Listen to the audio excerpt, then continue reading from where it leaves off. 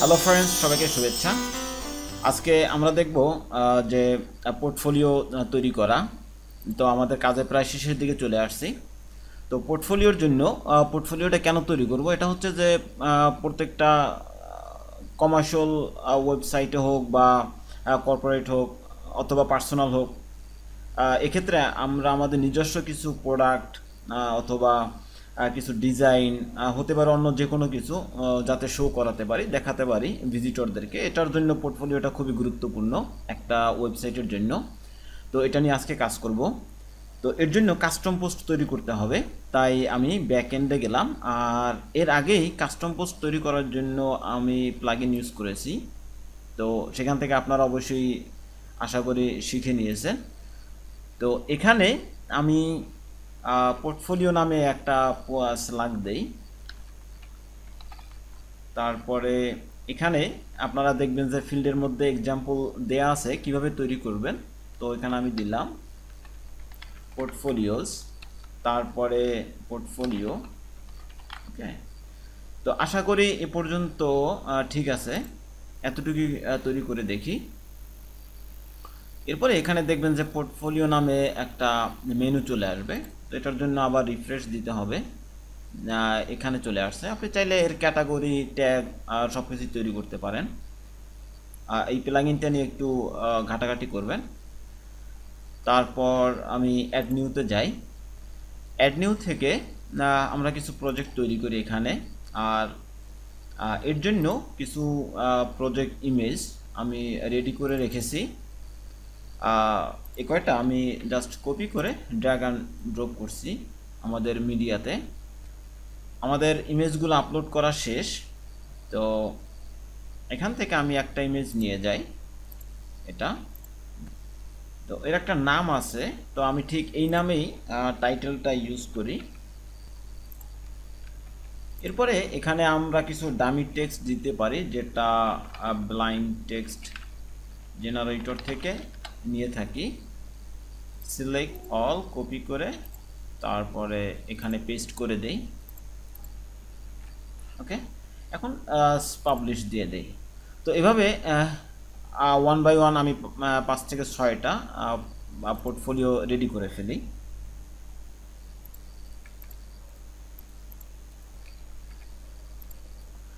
আমরা মোটামুটি কয়েকটা পোর্টফোলিও প্রজেক্ট আপলোড করলাম।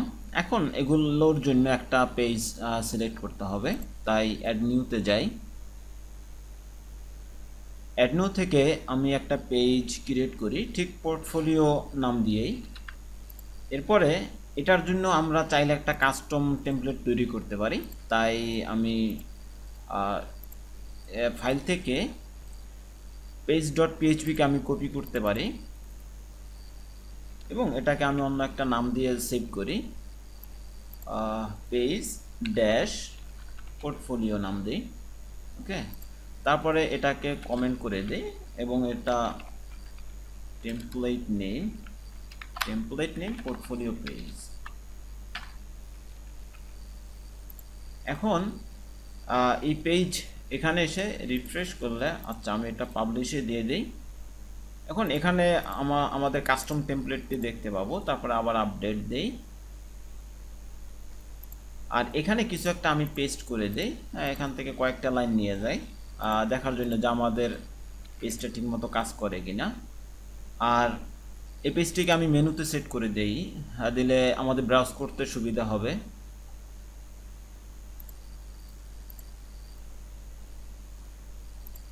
এটি ঠিক আপনার ব্লগের আগে রেখে দিই অথবা হোমের পরে রাখতে পারি।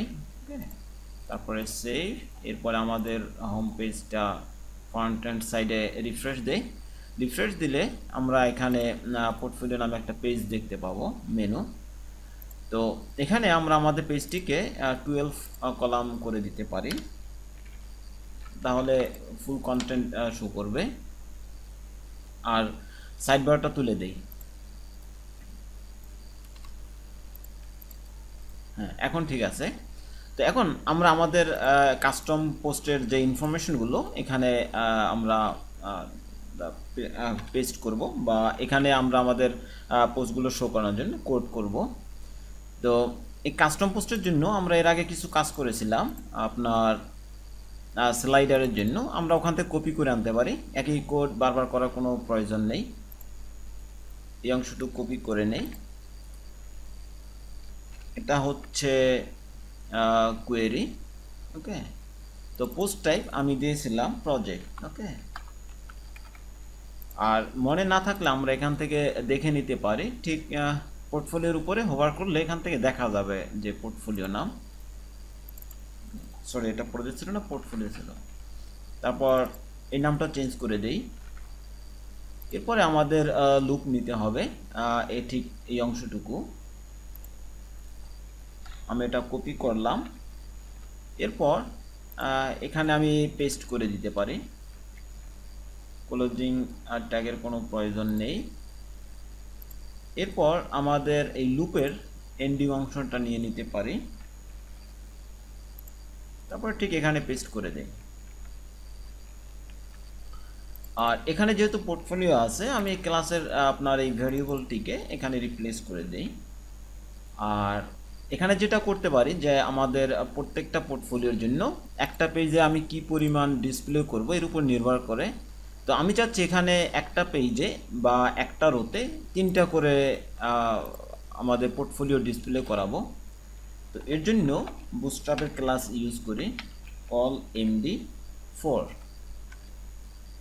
আর এখানে আমি PHP দিয়ে একটা লিখি যে টাইটেল, জাস্ট দেখার জন্য যে আমাদের কোয়েরি বা এই ইনফরমেশনগুলো ঠিক আছে কিনা। আমি সেভ করে এখানে এসে রিফ্রেশ দেই, তাহলে আমরা আমাদের টাইটেলগুলো দেখতে পাচ্ছি। তো আমাদের এখানে একটা সমস্যা যে এখানে আমরা শুধুমাত্র 2টা পোস্ট দেখতে পাচ্ছি। তো এর জন্য আমরা একটা কাজ করতে পারি যে সেটিংস থেকে আপনার রিডিংয়ে গিয়ে আমাদের পোস্টের পরিমাণটা বাড়াই দিতে পারি। এখান থেকে আমরা দিতে পারি 10টা করে দিতে পারি। এখন রিফ্রেশ দিলে আমাদের সব পোস্টের টাইটেলগুলো দেখতে পাবো, তার মানে আমাদের কোয়েরিটা ঠিকমতো কাজ করতেছে। তো এখন এখানে আমাদের পোর্টফোলিওর যে ইমেজ সেটা ডিসপ্লে করতে হবে। এর জন্য দ্য পোস্ট থাম্বনেল নামে একটা ফাংশন আছে, এটা ইউজ করতে পারি। হ্যাঁ, তবে ইমেজগুলো আসছে, তবে এক্ষেত্রে একটু সমস্যাও আছে। ইন্সপেক্ট এলিমেন্ট করলে দেখি কি অবস্থা। আচ্ছা, তো এটা একটা কাজ এভাবে করা যায় যে আমরা উইথ 100% করে দিতে পারি আপাতত। তো একটা পর্যায়ে আসে, কিন্তু আমার মনে হয় রেসপন্সিভের সমস্যা হবে ইমেজগুলোতে। যেমন ইমেজের হাইট উইথ ঠিক আছে 100% নিয়েছে, কিন্তু হাইটে গিয়ে সমস্যা করতেছে। তো হাইটের সমাধানটা CSS দিয়ে করলে যেভাবে হয় 100% করেও দিতে পারি অথবা অটো করেও দিতে পারি। সেক্ষেত্রে এভাবে দেখা যাবে ইমেজের রেশিও অনুযায়ী সে ডিসপ্লে করবে। বর্তমানে ক্রপিং ওয়ার্ডপ্রেস ইঞ্জিন ক্রপ এভাবে করে রেশিও অনুযায়ী। সো যখন ইমেজ দিবেন তখন ইমেজের রেশিও যাতে ঠিক থাকে এদিকে একটু লক্ষ্য রাখতে হবে। এভাবে করে দিতে পারি। তবে এখানে আরেকটা সমস্যা যে এখানে হার্ড কোড করা, যে ইমেজের যে উইথ আছে 800 এবং 600 হার্ড কোড করা, যেটা রেসপন্সিভের ক্ষেত্রে মারাত্মক সমস্যা করতে পারে বা সমস্যা করে।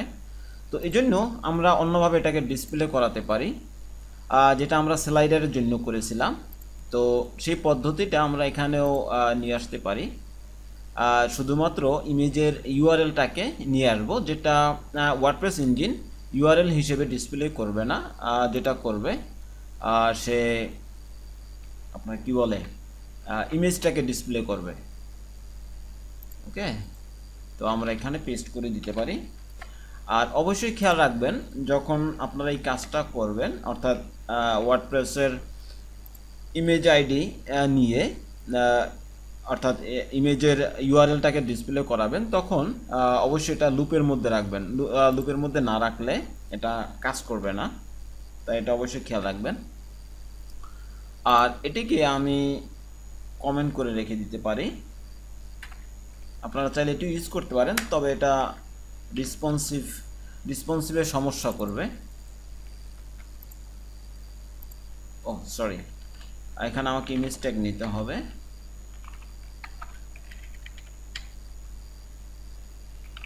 ইকো এবং এটা 0 থেকে শুরু করতে হবে, কারণ এটা ইন্ডেক্স বেস কাজ করে তাই।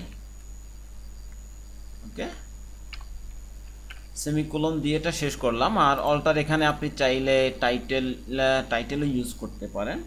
আমি এখানে টাইটেলটা ইউজ করে দেই, দ্য টাইটেল।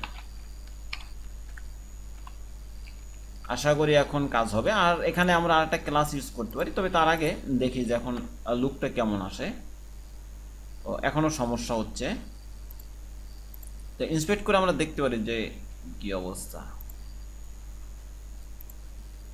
আচ্ছা, তবে এটা চেঞ্জ হয়নি। ও বুঝতে পারছি, আমাদের এটা কমেন্ট করা হয়নি। আশা করি এখন ঠিকমতো কাজ করবে।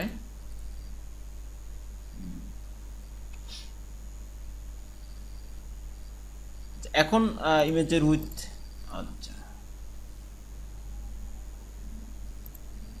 এখন এটা ঠিক আছে। ওকে, তো আমরা এখানে একটা কাজ করতে পারি, যেখানে লার্জ না দিয়ে এখানে মিডিয়াম করে দিতে পারি, অথবা আরেকটা কাজ করা যায়। আরেকটা ফাংশন আছে, সেটাতে আপনি ইমেজের এক্স্যাক্ট সাইজটা দিয়ে দিতে পারেন, যেটা ওয়ার্ডপ্রেস ইঞ্জিন ক্রপ করে নেবে, হার্ড ক্রপ করে নেবে, সেটাও করা যায়। তো এখন রিফ্রেশ করে দেখি। ওকে, হ্যাঁ এখন ঠিক আছে। আর আরেকটা কাজ করা যায়, বুটস্ট্র্যাপে একটা ক্লাস আছে, যেটা হচ্ছে img-responsive নামে। রিফ্রেশ দিই। আচ্ছা, কোনো একটা সমস্যা হলো। ও এখানে এটা থাকবে না। রিফ্রেশ, এখন ঠিক আছে। এখন চাইলে আপনি লার্জ ইউজ করতে পারেন, সেক্ষেত্রে সে উইথ 100% দিলে। আচ্ছা এখন ঠিক আছে। তো এখানে গিয়ে আপনি উইথ 100% করে দিতে পারেন, সেক্ষেত্রে ঠিকমতো কাজ করবে। আর এখানে আপনি একটা ক্লাস নিয়ে ব্যবহার করতে পারেন, ক্লাস যেমন এখানে না দিয়ে আমি এখানে দিতে পারি, ঠিক রোতে, অথবা কন্টেইনারে ইউজ করতে পারি। পোর্টফোলিও পেজ, ওকে, এই নামে একটা ক্লাস নিয়ে আমি আপনার সিএসএস কে লিখতে পারি টার্গেট করে, পোর্টফোলিও প্রজেক্ট, পোর্টফোলিও স্টাইলস দেই। ওকে, এরপর কল এমডি ফর ইউজ করতে পারি। ফরের পর আমি আইএমডি দিই উইথ 100%। এখন এখানে রিফ্রেশ করলে এটা ঠিকমতো কাজ করবে। ওকে, আর এটা যাতে আর একটু নিচে নামে, এই জন্য আমি মার্জিন বটম ইউজ করতে পারি। এর জন্য আমি এটাকে টার্গেট করি, মার্জিন বটম 40 পিক্সেল। আচ্ছা, তাই এখানে আমি আরেকটা ক্লাস ইউজ করব যাতে টার্গেট করতে সুবিধা হয়, পোর্টফোলিও আইটেম নামে। ওকে, আর এখানে কল এমডি4 না দিয়ে আমি পোর্টফোলিও আইটেম হিসেবে নিতে পারি। আর পুরোটাই কপি করে আমি এখানে মার্জিন বটম দিয়ে দেই, মার্জিন বটম 40 পিক্সেলস। এখন হোম পেজে রিফ্রেশ দিলে আমরা প্রত্যেকটা প্রজেক্টের নিচে একটু স্পেস পাবো। ওকে, আর আশা করি আপনারা এটা স্টাইল করে নিতে পারবেন। তো এখন মোটামুটি ঠিক আছে। তো রেসপন্সিভের অবস্থাটা যদি একটু দেখি, এখন পর্যন্ত ঠিক আছে। এখানে সেই ইমেজটা একটু বড় হয়ে গেছে, সেক্ষেত্রে আমরা একটা কাজ করতে পারি যে বুটস্ট্র্যাপের আর একটা ক্লাস আছে, যেটা এখানে চাইলে ইউজ করতে পারি। এটাকে কপি করে ওকে 4 এর জায়গাতে আমি 6 করে দেই আর এমডির স্থলে এসএম করে দেই, অর্থাৎ স্মল ডিভাইস। এক্ষেত্রে এই অবস্থানে সে 2টা করে ডিসপ্লে করাবে। ওকে, আমি যদি আরও ছোট করি সেক্ষেত্রে হ্যাঁ, এখানে সে একটু সমস্যা হচ্ছে, তো এর জন্য একটা কাজ করা যায়।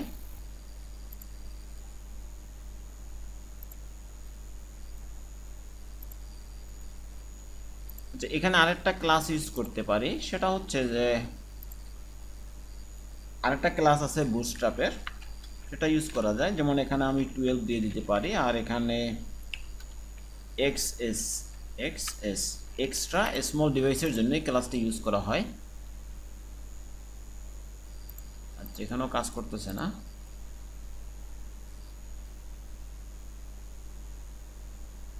আচ্ছা,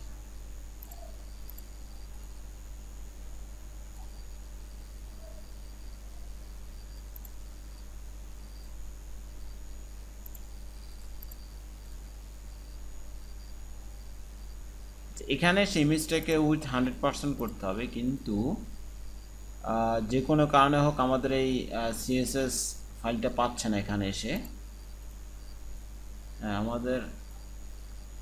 আমরা এটাকে আবার এখানে ওভাররাইট করতে পারি উইথ 100% করে দিয়ে রিফ্রেশ করে দেখতে পারি যে এটা কাজ করে কিনা। না, তারপর এই ক্লাসটা এখানে পাচ্ছে না।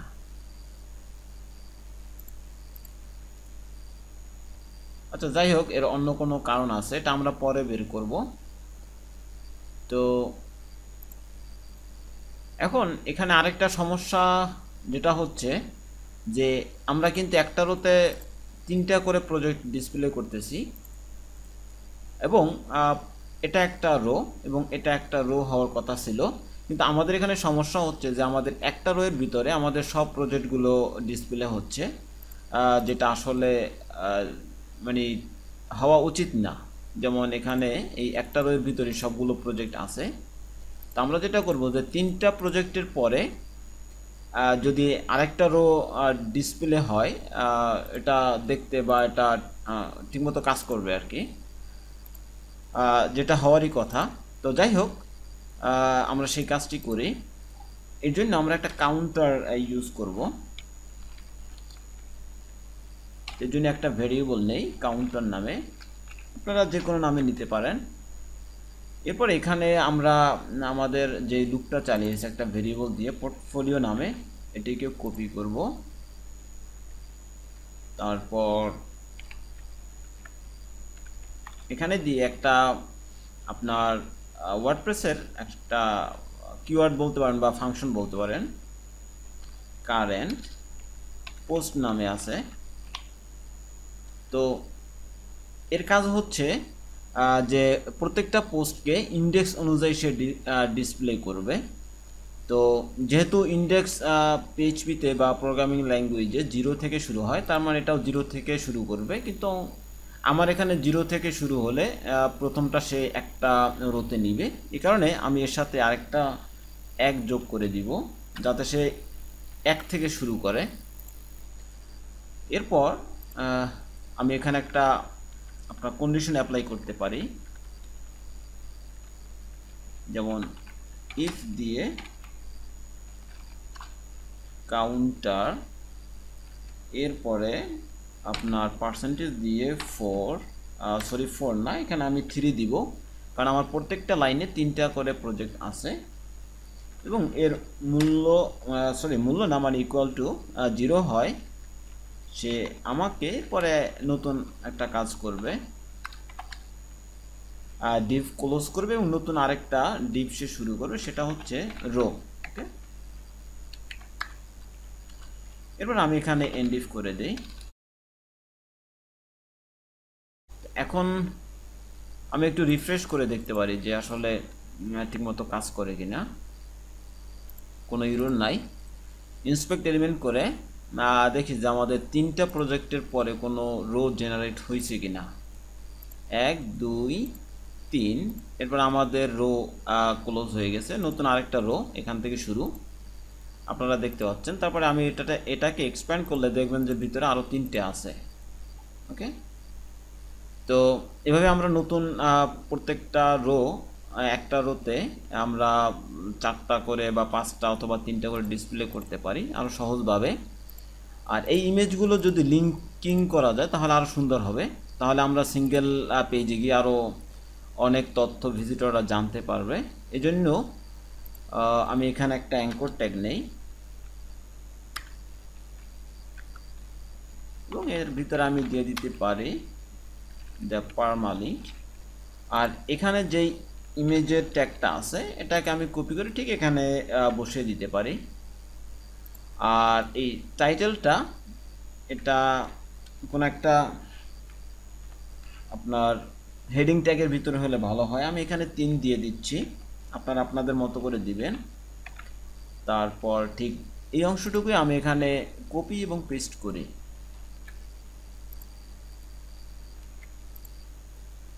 এবং টাইটেলের যে ফাংশন আছে সেটিও আমি ঠিক অ্যাঙ্কর ট্যাগের মাঝখানে পেস্ট করে দিলাম, ওকে, যাতে বুঝতে সুবিধা হয়।